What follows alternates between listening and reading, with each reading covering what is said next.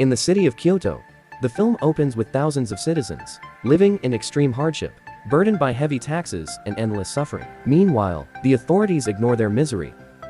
Tens of thousands have died without proper burial, and the survivors are treated like animals. The story centers on a masterless samurai named Hisuda, who witnesses corrupt officials abusing commoners with arrogance and cruelty. Enraged, Hisuda throws them into a garbage pit. The people cheer at his action, finding brief comfort amid the famine. Everyone survives by relying on others' mercy. Seeing a mother and her young daughter, Hisuda gives them roasted rice flour and a cloth to shield them from the sun.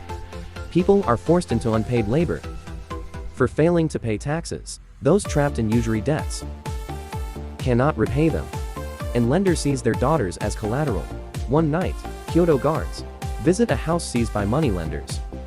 Though meant to protect the people, they steal what little remains. The teenage owner resists fiercely. His name is Seizo. Though alone, he attacks the guards with rare ferocity. Seizo is knocked unconscious by Doken, head of Kyoto security forces. Seeing potential in him, Doken takes Seizo away. Doken's true mission is to eliminate corrupt moneylenders who exploit the poor. While Doken's men mock Seizo, Hisuda appears. He was once Doken's comrade when both were Ronin. Doken assigns Hisuda to stop Ronin planning an uprising against the shogunate. Hisuda understands that heavy taxes and famine are the root causes of rebellion. Though he disagrees, he agrees to help Doken. Seeing Seizo tied up, Hisuda asks his name. Doken says the boy has natural talent. If properly trained, Hisuda immediately buys Seizo. On their journey, they see people taxed just to pass roads. The fees are so high that no one can afford them. Hisuda chooses rebellion, kills the guards, and lets the people pass freely. Furious at the regime, Hisuda orders Seizo to raid the tax office and burn it down. At the shogun's castle, lords discuss the famine crisis. One suggests using treasury funds to aid the starving, but the shogun ignores them. Focused only on his garden, Doken reports that Ronin planned to attack Kyoto in protest. The shogun orders suppression at all costs. Hisuda rarely stays put. Wandering with Seizo, they rescue villagers attacked by other Ronin. Grateful villagers host them. Hisuda asks about the uprising. The villagers complain of famine and taxes. Hisuda warns against reckless rebellion. He promises to find another way. He shares stolen wealth with the villagers. They rejoice. He gifts hairpins to the women. The village regains hope. The next morning, Hisuda tells Seizo to leave. But Seizo begs to become his disciple. Moved by sincerity, Hisuda agrees on one condition: 1 year of harsh training. As they leave, the villagers bringing them great joy. Hisuda also gives hairpins to all the women in the village. His presence restores hope to the entire village. The next morning, while Seizo trains, Hisuda tells him he no longer needs to follow him. But Seizo begs to become his disciple, admiring him and wanting to grow strong. Moved by his sincerity, Hisuda agrees on one condition: Seizo must train harshly for 1 year. As they leave, the villagers pray for their return. On the road, Hisuda has Seizo dig up money he once buried. He deposits it as savings for Seizo's future. He then pays a martial arts master for Seizo's training. According to plan, Seizo will train there for 10 months, while Hisuda returns to Kyoto to settle matters. Seizo's first task is hammering nails with a bamboo stick on a swaying bridge, testing his balance. Though he falls many times, he refuses to give up. Meanwhile, after burning the tax office, Hisuda becomes a wanted man. The soldiers fail to find him, and instead encounter Doken, who quickly defeats them. Knowing Hisuda caused the fire, Doken visits the bathhouse Hisuda frequents. Hearing Doken's voice, Hisuda slips away unnoticed. Doken demands the owner surrender him, but she misleads him. Before leaving, Dokkan warns not to burn public buildings again. 2 months later, Seizo improves greatly and completes his first test. He drives every nail perfectly. Next comes dodging, 20 swords swung at once, leaving him injured many times. After collapsing from exhaustion, his master tells him he may quit. But remembering Hasuda, who sacrificed so much for him, Seizo chooses to continue. Months of relentless training bring remarkable progress. He dodges every strike, even surprise attacks, and passes the second test. The next challenge is an open combat tournament. Anyone who defeats Seizo wins a large reward. Amid famine, many skilled samurai accept the challenge. For 10 straight days, Seizo fights tirelessly. None can defeat him. One day, shogunate soldiers arrive, seeking revenge for the tax office fire.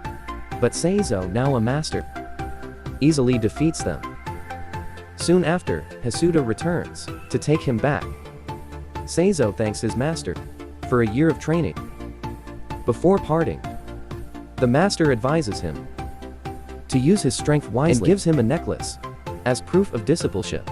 Seizo has matured, no longer a weak boy, but a true warrior, forged through hardship. When they return to the village, they receive a warm welcome. Among them are 3 samurai who once fought Seizo.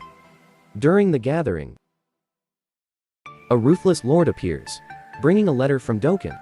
In it, Dokkan asks Hasuda to meet the Ronin, Dokkan asks Hasuda to persuade the Ronin to stop the uprising before it goes too far.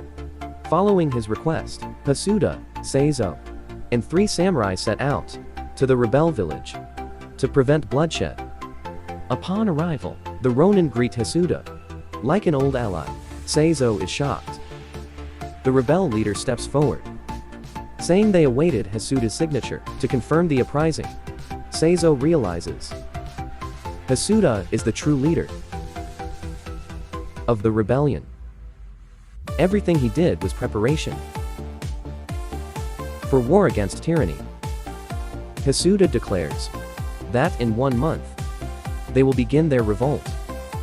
They must face elite samurai under Dokkan's command. So strategy is vital. Learning the truth. Dokkan confronts Hasuda in anger, asking why he would betray the regime. Hasuda calmly replies, he cannot watch the people starve. He apologizes for disappointing his friend. Though understanding, Dokkan refuses to join and stays loyal to the shogun. News of the uprising spreads. Hundreds of Ronin gather to train on a hilltop. Secret messengers deliver letters announcing the date. The news reaches many villages, forcing local lords to mobilize troops. While planning strategy, a villager reports their home was attacked. The culprit is the same cruel lord who delivered Dokkan's letter. Seeing the village destroyed, Hasuda swears revenge and vows to burn the regime's offices before the uprising. As guards patrol, the ground trembles. Red flames erupt from the forest.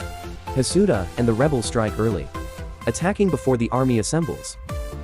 Civilians join the assault on government buildings. Kyoto burns in cries for justice. Hearing this, Dokkan deploys all forces to suppress the revolt. When the 2 sides meet, Seizo, now a commander, orders a strategic retreat. Confusing Dokkan, it was Hasuda's plan to avoid needless deaths and regroup at the burning 7-story tower. The blazing tower lights the sky, signaling the true beginning of the People's War. Soon after, Hasuda faces Dokkan. Dokkan feels betrayed. Realizing this revolt aims to overthrow the regime, Hasuda admits it. He wants to change the cruel world and build a better one. The rebels storm the estate, burning everything in rage. They despise a system that enriches officials, while the people suffer. The battle is fierce, with many casualties. In the end, the people prevail. They destroy tax records, turning the night into a sea of fire. Yet it is not enough. Hasuda marches to the lord's castle, seeking revenge. When the drunken lord appears, Hasuda demands answers. Hasuda goes on a rampage. He slaughters everyone in sight, including his close friend, the head of the shogun's security. Seizo fights just as fiercely, even surpassing Hasuda. He cuts down every shogunate soldier who stands in their way. When the chaos ends, Hasuda approaches the feudal lord with a woman's hairpin from the destroyed village. He executes him. Seizo quickly helps Hasuda escape, leading him to a riverside to treat his wounds. But Hasuda's journey is not over. Doken suddenly appears to eliminate the rebels. Before the duel begins, Hasuda asks Doken to spare Seizo, so he may continue the fight for justice. He also orders Seizo not to interfere, though once friends. Doken fulfills his duty as head of security and kills Hasuda. Afterward, Doken tells Seizo to leave Kyoto and not return for 10 years. Heartbroken, Seizo obeys. He understands Doken's choice was to protect his future and allow him to carry on Hasuda's mission. The uprising led by Hasuda becomes known as the Kanso Rebellion, one of the largest revolts in shogunate-era Japan. 5 years later, the Onin War erupts, and Doken loses power. The 7-story tower they once climbed together is burned to the ground and never rebuilt. Seizo now lives in hiding outside Kyoto. Following in his master's footsteps, he becomes a wandering Ronin, a swordsman without a master. The film closes with Seizo walking alone, carrying his teacher's will, ready to continue the fight for justice and change. Though Hasuda has fallen, his spirit lives on. The struggle of the oppressed has only just begun. A new era waits, forged by sacrifice and courage. The fire of rebellion continues to burn, and Seizo walks forward,